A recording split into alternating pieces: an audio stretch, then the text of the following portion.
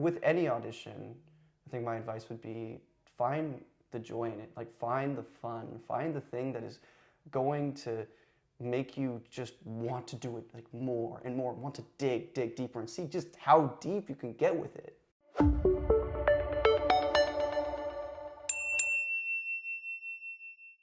Welcome back to It Takes Universe. I'm Ashley, and today we have Reese Gonzales. Hello. Woo! You can catch him in Aristotle and Dante. Discover the secrets of the universe. Hey, my name's Dante. Hey, my name's Aristotle. Everyone calls me Ari. Nice to meet you, Ari. I can teach you how to swim. I got you. Trust me. My parents want to prevent me from becoming my brother. You have a brother? He's in jail, so we don't talk about him. I met Dante. He's really sweet.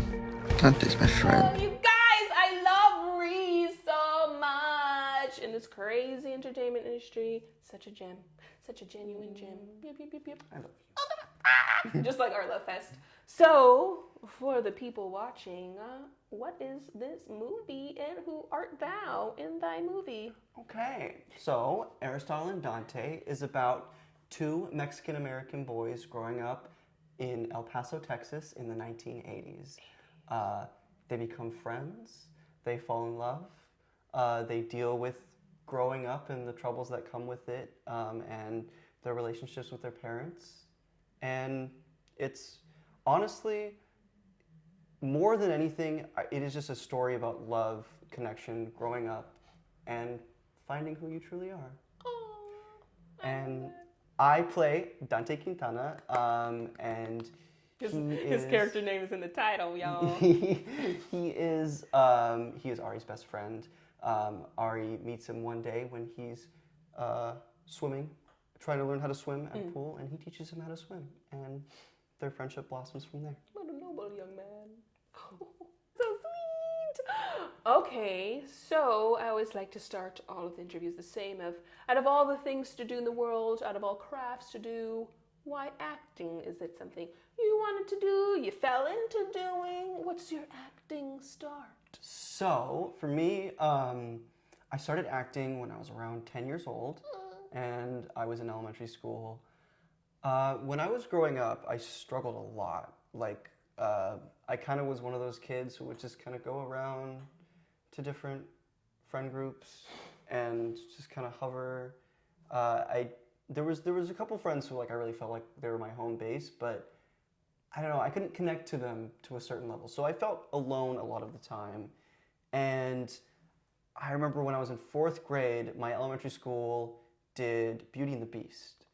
And I remember I was watching that show and I just thought, oh my God, it looks so fun. Yeah. And so the next year they did Wizard of Oz, and so I auditioned for it, and I thought, well, I'll be like a little Oompa Loompa, and just like, it's just like something to do. Yeah. But then I auditioned and I got Mr. Salt, which is one of the main like parents who takes their kids inside the factory.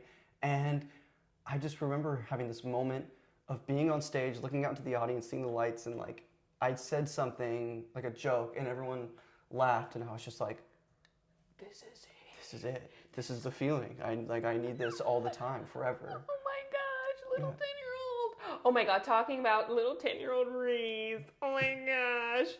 So there's a film called White Shoe. Yeah.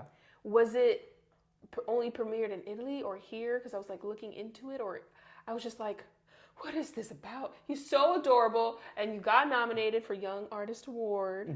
I was like, oh my God, even at 10, he's so impressive. Tell us about that. That was your first like major film. Yeah. How did you get that? Like, So it's quite a story. So start from the beginning. yeah. Yes. So when I started off, I just had a commercial agent, and I did commercials for the first like half of the decade that I've been doing this. Alive. And I didn't have a theatrical agent for a long time, but I forget exactly where it was, but there was this like casting director workshop meet and greet where you go and like there's like a bunch of tables, and it's almost like speed dating where you go, you like do a monologue for them and you talk to them for a little bit and then you go to the next one. And there was one casting director there, and his name was Paul, and him and I connected very well, more than the other casting directors. And he was saying that he was auditioning this short film called White Shoe, and it's about Salvatore Ferragamo, the fashion designer, and it was a silent film and about him growing up, and it's kind of like a fantasy, fantastical take on his upbringing. And it never premiered in America. It was made for a Salvatore Ferragamo museum in Florence, Italy. And so we got invited to go out to Italy. And it was the first time I ever been out of the country. And it was the first time I was like in a movie. Like before that, I was just in a commercial once. And I just got so much amazing experience from it. Oh my God, that's crazy. You can still remember that. Yeah. It was one of the I think the most interesting part of the whole experience is because it was a silent film. I was going to ask you that, yeah. It was like it was all about my reactions and my emotions, and it's so valuable as an actor to be able to have an experience where I really needed to convey how I was feeling without verbal communication. Oh my gosh, that's so cool, y'all. So you said you first started out with a commercial agent. So let's run it back. So audition, Beauty and the Beast. So then how did you get a commercial agent? Just the traditional like send headshot, you're adorable, or how was that story? My little sister actually started acting before me. Oh, gasp. And I always got to make sure to say that because she was the one that had the idea first. She started it. And one of her best friends when we were growing up had a commercial agent, and so my sister was referred to them, and then she got with them, and then a few months later, I got with them as well. Network. Mm-hmm. Network. Okay. Yeah. So network for the commercial agent, and then you went through casting workshop panel for the theatrical agent, or just for that casting? Just director for the casting movie? directors. Okay. Yeah. So then after you were able to get that movie through Paul? Yeah, I was able to go, and I went into the audition room. So then what was your process like to get a theatrical agent? My mother was really the main. My mother was the main person behind all of my acting career and upbringing. Like without my mom and my dad, both of them like working so hard just to give my siblings and I the opportunities to do what we wanted to do.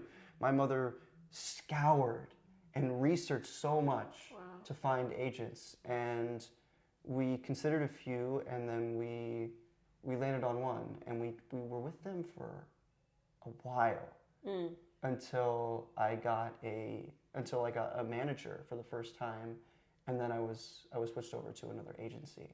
Gotcha. And then how were you able to get the manager? Was that your mom scouring again? That was my mom scouring again. Mi madre. Yeah. So then how I saw some co-stars, Terminalist, Young Sheldon. How did you go about booking co-stars? Were those all self-tapes? Did you just go with your intuition? Did you get coached on them for people like, hey, I'm starting out, I want to book a co-star? How did you do that? So for all the co-stars I was in, they were all self-tapes, and it was very interesting. Every single co-star I booked, I wasn't coached on them, but the way that I approached the audition, I just remember very clearly, especially for Young Sheldon, I was able to come up with a really clear idea when it came to the choices that I made in the audition to kind of keep it interesting. Really, I was just having a lot of fun. Like, I was just getting really creative with it, and when I went back and watched the self-tape, I just was laughing. I was like, this is funny, I love this. I was really enjoying it. Yeah. And usually when I have, a lot of times when I have a self-tape, I look at the tape that I put in, and I'm like, this is good. I'm like, this is solid work. I'm definitely willing to send this in, but it's a rarity to really like look at the tape and just like enjoy the performance just as like a viewer. Right. Exactly. So yeah, I think with any audition, I think my advice would be find the joy in it. Like find the fun, find the thing that is going to make you just want to do it like more and more, want to dig deeper and see just how deep you can get with it. Exactly. Okay, so we did some co-stars. So then tell us about your journey with this film. I think you told me it was first just a like table reading and then how did it snowball into the audition and snowball into the booking? Like what was the process of when this first came to you versus now? So back in 2018, I think like H was working with a casting director, and she found my headshot. And who's H? And so H is the director and writer of the screenplay and Aristotle and Dante Discover the Secrets of the Universe. And she found my headshot, she found my look, and the casting director contacted me and said, "Hey, do you want to volunteer to do this table read? There's no pay, there's no guarantee of a role. It's just you just go and you do it. It's one day to promote the script, to try to get funding for it." And I was like, "Sure, yeah, let me get the book and let me read it." And I read the book in one day, in one single sitting. I did not stop, and I cried my eyes out. And it was the first time I had ever done either of those things with a book. Right. I had read I wasn't a big reader, but I read a little bit. But I would always pace myself out. This is the first time I just sat all the way through. The whole time I couldn't put it down. And I was just like, "Oh my God, I have to do this." And so, I went and I met H and I met, the whole cast from that day. And we did a rehearsal. And then the next day we did the table read. It was a live table read. And there was like an audience. There was about 200 people there. A lot of people came from all over just because of the story. And it was the first time I actually realized how special the story was to so many people, like how many people have connected to it, because there were like people from other countries who came out just to see the table read. But yeah, that was it. What year was that? That was in the beginning. That was in February of 2018. And I was 16 years old. I was the age of Dante at the time in the book. And what's funny, I always say this, is at that time, I kind of felt more like Ari. I was still in high school and I was still figuring myself out and I was going through a lot of stuff and I was having some kind of identity crisis at that time. And I always think back, like, what if the movie got funding and I was able to play Dante back then? How different my performance would be. But anyways, that was it. It was just that day. There was no promise of anything else. But throughout the years, I would keep in contact with H, and I went to go and work. She called me in because both my sister and I to do another table read for another Outfest script, and we did that. And then about like a few months later, H was doing a writer's Q&A panel, and my mom and I went to go support her in that. And so throughout the years, H and I would keep in contact and we would keep that relationship going.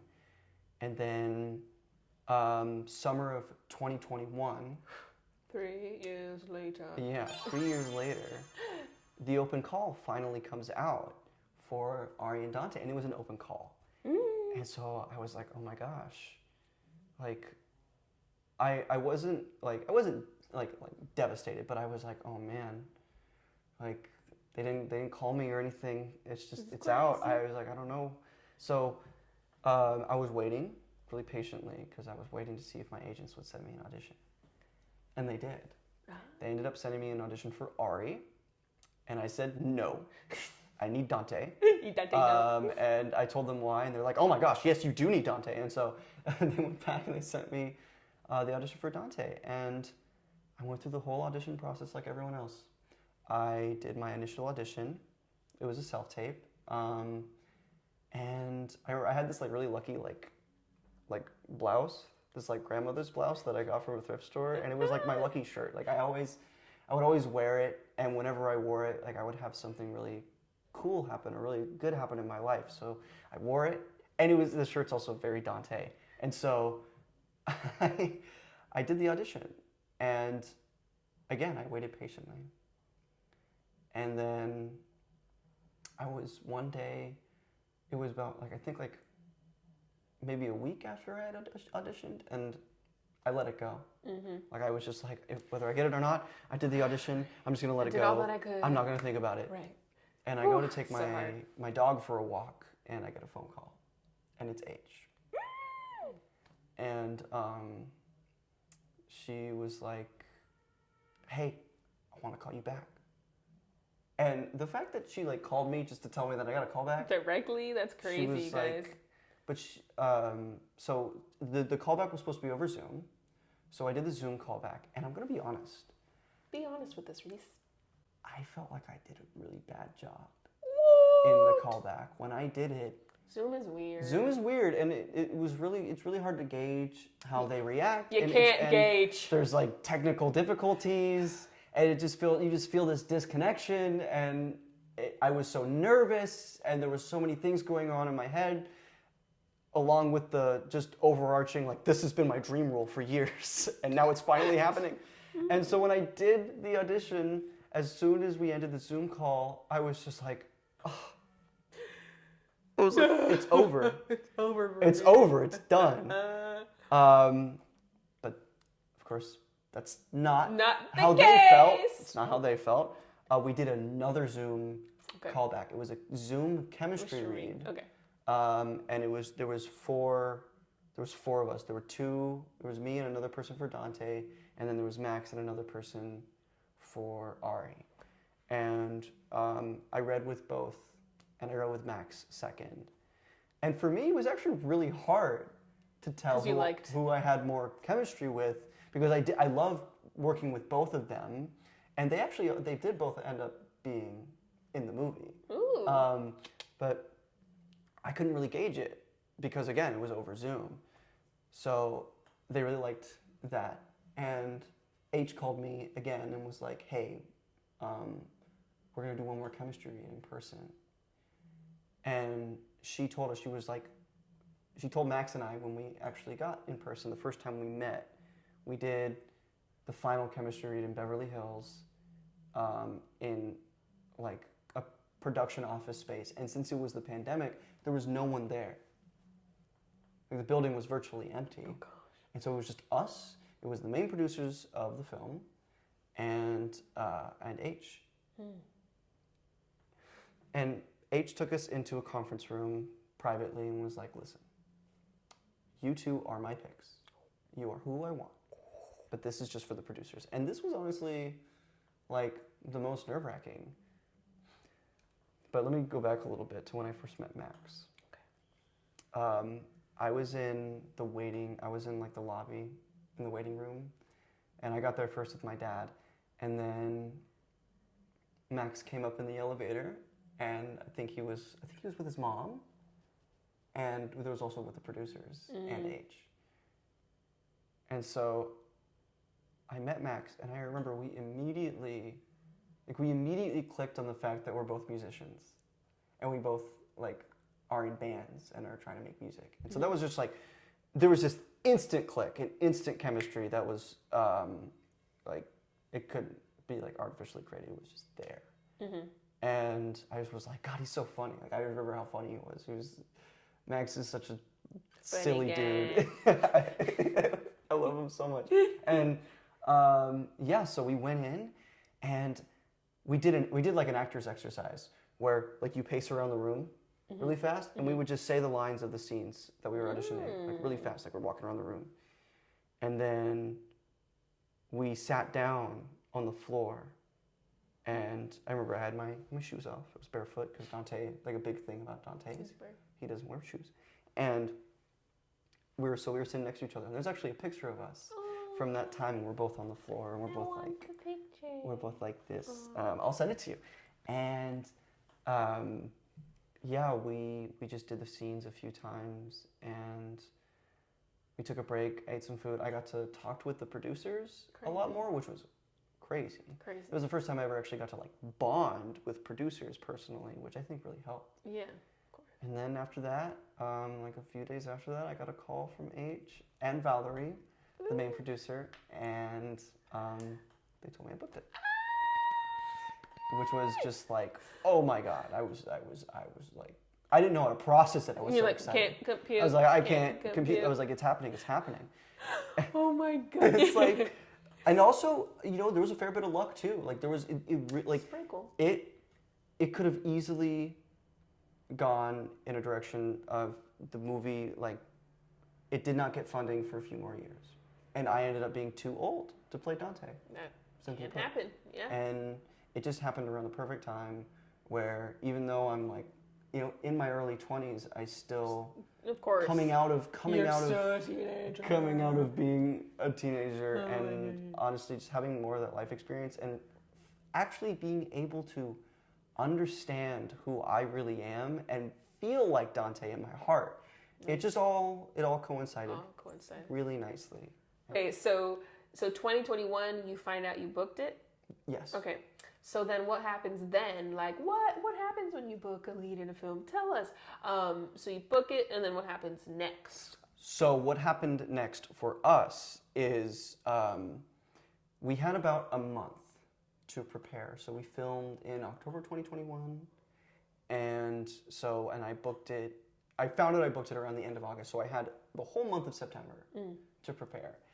And immediately after we found out that we booked it, H sent Max and I a huge list of movies to watch that she, like, the tone of all of these movies is like she's what she's going for. And she did a character specific one for Dante, a character specific one for Max, and then movies for both Max and I to watch. That really focused on like the chemistry between characters and their relationships, which was so helpful. Yeah.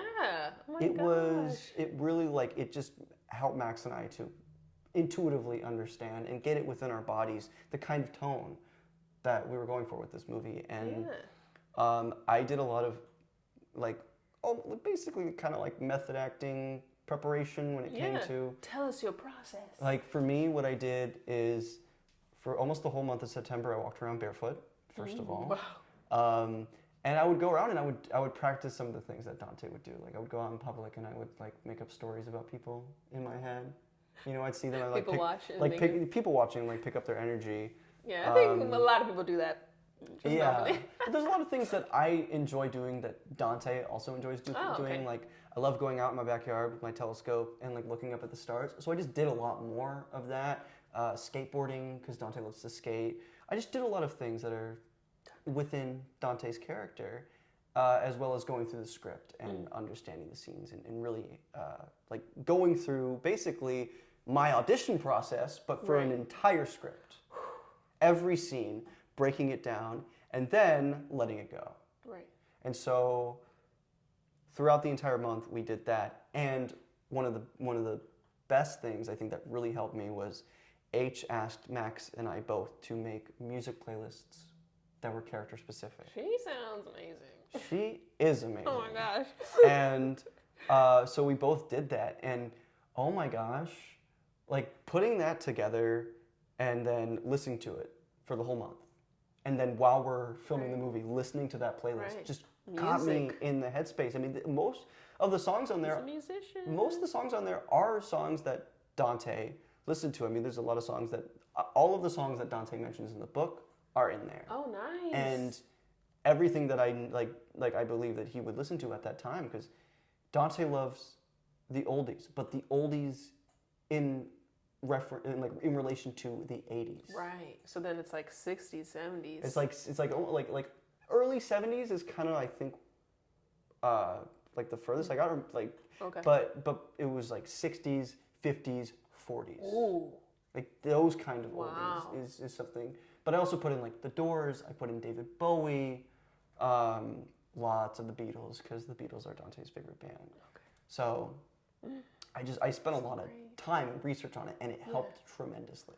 Oh my gosh, amazing. So process, lead in film. So method acting, you're literally living day to day, like doing activities that Dante would. Yeah. And then H being wonderful, like here's movies of the tone, here's music you should listen to. So I feel like that's completely immersing yourself versus like just script work. Yeah. If you guys are like, how do I get in more, in tune with the character? I feel like that's amazing advice. That's crazy. So you booked it. From when did you find out you booked it to, you said you had a month, and then what was the first day on set like? What did you, what was your first day on set like versus the day you wrapped? Like, Oh my gosh. So tell us your first day experience and then tell us your wrap day experience. That was, it was such a difference because the filming of the movie was such an immense journey. How long was the filming? I don't know if I'm allowed to say. Okay, we're not allowed. We're just gonna say sometime. Sometime. So first day. Took some time. First day, I remember we filmed. I was in 2 scenes, and I was in a scene at the beginning of the day, nothing, and then I was in a scene at the end of the day. So acting where you're just, I always say bring a book. Bring a on book. Set. You are going to be waiting, regardless if you are the lead or not. I had my book. I also had my guitar. I would play my guitar a lot in my downtime. Nice. And so the first day was just that, and it was really chill for me. Max was doing a lot of pivotal scenes in the movie in the first day. Oh my gosh. A lot of the pivotal scenes, that was first day Max. I mean, he is just incredible. Wow.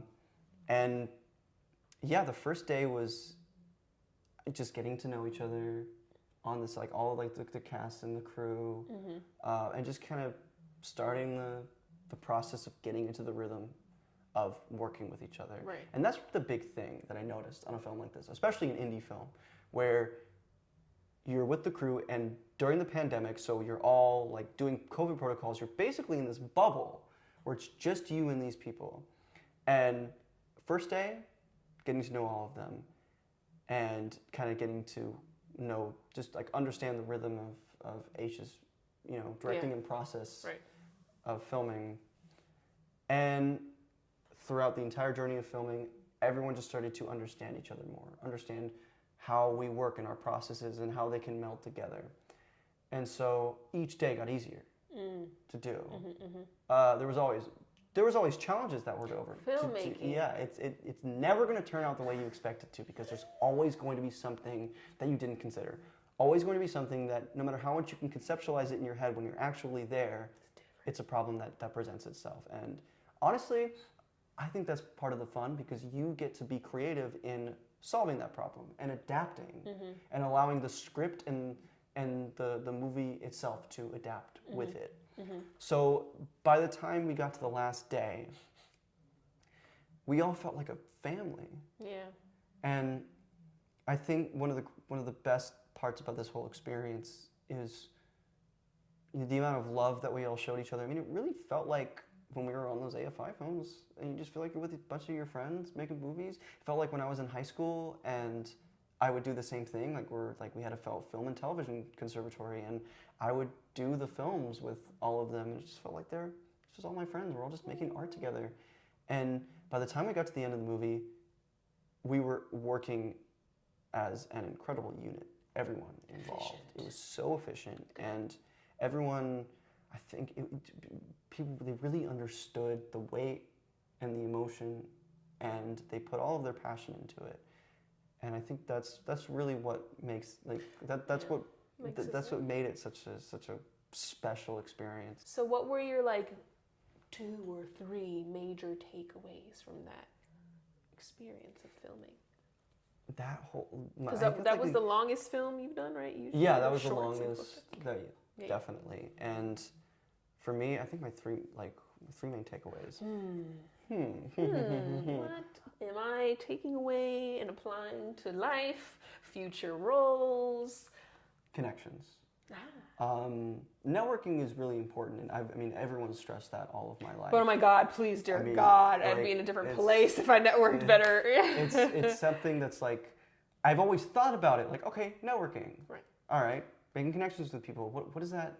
What does that mean? What does that mean? When people say network, yeah. Really, honestly, all of the most successful networking I've ever done is just when I've truly, emotionally, deeply connected with the person and we just became friends with them, and it went from something that's like, oh, like we're in this professional world together, and we treat each other professionally, and I want to work with you again professionally. It's more like, hey, like I love who you are, and I love what you do, and I think it'd be really fun or like really crazy if we tried this. Do you want to be a part of it?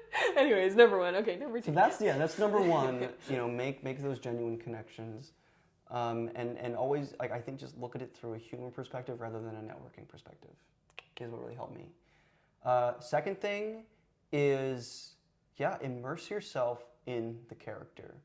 Allow yourself to not just be vulnerable within it, but like I said before, just have fun, get creative, go crazy, throw things at the wall, do things that don't work, do things that you think this probably isn't going to work, but I'm going to try it anyways. Yeah. And we did that. Like there were quite a few moments where we tried something during the movie, and we're like, that did not work. No, we're so we never just, show that to the public. Yeah, we just cut it. We move on. It's a part of the process because no one truly knows what it's going to look like at the end result. And you're all working together to figure that out. And number 3, be patient. What a wise young man. When I first did the table read in 2018 and that was done, I started off being very impatient. You know, I really wanted the movie to get funding. I was thinking about it a lot. And I would kind of drive myself crazy over it until eventually I just started to learn. I just started to convince myself. I was like, oh, well, I'm just not going to get it. Oh, well, it's just never going to happen. And then I just started letting it go. Probably not in the best way I could have. Just like putting myself down and like lower expectations, which helped me. Yeah. Which helped me. But in reality, once I was able to let it go, I feel like that was when I actually started to develop into the person who could handle playing the character. Right. And I became more and more patient for myself and allowing myself to grow and allowing myself to find out like what works for me, what doesn't, in process-wise and in life, and just who I am and the kind of people I want to be around. All of those things, and just really spending so much time on my own personal growth.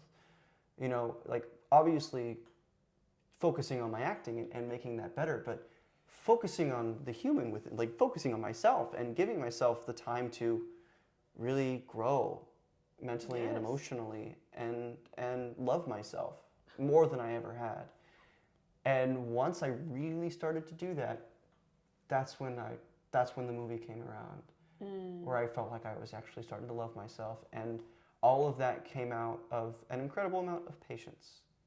And you know, when you make mistakes, don't hang on to those. Don't focus on them. Don't let them bring you down. Just laugh at it. Like, understand, we're not perfect. We gotta figure this shit out first. Oh my God, I love you at 20. Such profound, like, self-growth and self-reflection. That's like so impressive. I hope you're proud of yourself. Oh my gosh, that's such amazing advice. Yeah. So it was a reminder, my dear friends, my dear stars. It Takes the Universe to Raise a Star is about all the fellow stars in the universe that have helped us get to where we are today. So when you were just starting out acting, who was a star that helped you along your journey? My first commercial I ever did was a Honda commercial. The star was right next door to the filming of the commercial. Jack Black was filming a Tenacious D music video. And so my dad was like, do you want to go meet Jack Black? I'm like, School of Rock guy? Yeah. So, you know, Kung Fu Panda himself? Yes. Yeah. At the time. So I was just like, yeah. So we went, and I remember I was so short at this time, and I looked at him, I was like, you're like 14 feet tall, but actually now Jack Black and I are the same height. Anyways, I looked, I was like, he's towering, and I met him, and he was so kind, and I remember he was like, you're starting out now? He said, I didn't start out acting until I was 18 years old. I can't believe. He was like, please do not take for granted how early you are starting this. And 10 years later now, I really see what he meant. Yeah. Because I made so many mistakes, but I was able to make those mistakes before I even graduated high school. So when I graduated, I was like, okay, now I can actually go into this.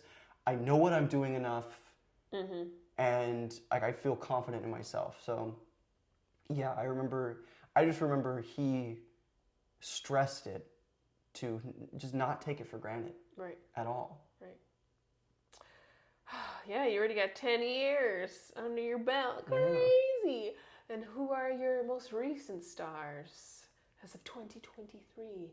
When I think stars of 2023 in Reese's life, who comes to mind? Deep thought. When it comes to like a star, I think of them as a star, but they're not known by anyone. My best friends are the stars in my universe right now. They are the ones who give me the most encouragement. They're my bandmates. I make music with them. I make art with them, and they are honestly they've been the most important people in my life right now when it comes to my growth, understanding who I am, being happy and creating the art that I want. Like they motivate me so much and they support me so much, and I'm really grateful to have them. You're so sweet. And that's the true definition of a star. Just someone who's in your life, a light in your life, positive and supportive. Is not fame. It's just a genuine supporter in your life is a star. Yeah. When I say Latino actor, what comes to mind?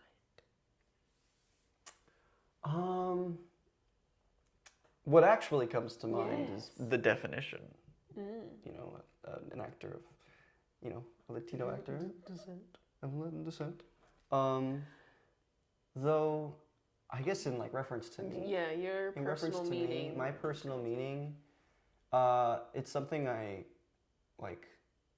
it's a huge part of my identity.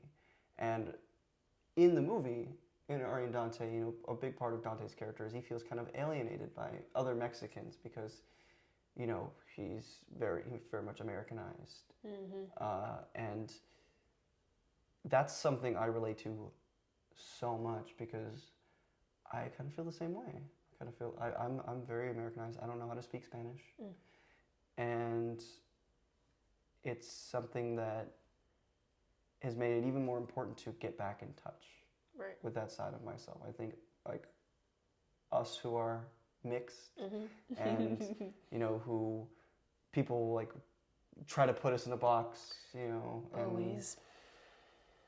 It's something that a lot of people struggle with, and it's hard to navigate sometimes because I'll be with a group of my Mexican friends, and I won't feel like I'm really with them. I get you. Or I'll hang out with a bunch of my white friends, and I'm like, I'm not really, definitely not really with you I either. get you. Yep. Same with the white friends and black friends. It's like, Yeah. So for me, I think when I hear that, I just think about the importance of all of us who are in this country, who are just in any part of the world, who feel like their culture, they've lost touch with it. And I think Latino actors bringing that culture back is vital.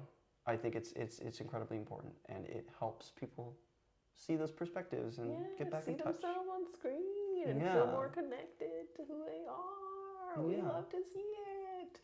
When you're feeling like poop, just in life or with acting, what are some tools, exercises? Is there books, podcasts? How do you get back to a place of groundedness? How do you get out of that hole? I will do a lot of things. Mostly I will meditate. I will go out in nature. I will give myself time to almost cleanse my creative palette. If I'm in acting really feeling like I'm stuck, I'll watch a movie or a show or anything of a genre of something that I don't really usually watch. A style of acting I don't really usually watch. And it's this is a completely different way of going about this. And it just kind of helps me get out of whatever kind of loop I'm stuck in. But when it comes to like personal well-being, meditation, going out in nature, just expressing myself creatively in any way. Like if I'm feeling some type of emotion, I'll probably go outside and I'll grab my guitar and my amp and I'll plug it in and I'll just play, and I won't think about it. I just literally let it all out and put it into something that feels, you know, expressive, and turning it into something that, you know, I see as beautiful. So amazing. I love Reese. You guys, catch Reese and Aristotle and Dante discover the secrets of the universe today. Hey stars, if you like inspirational interviews like this one, educational videos regarding the entertainment industry, and daily motivational reels, make sure to subscribe so you don't miss out.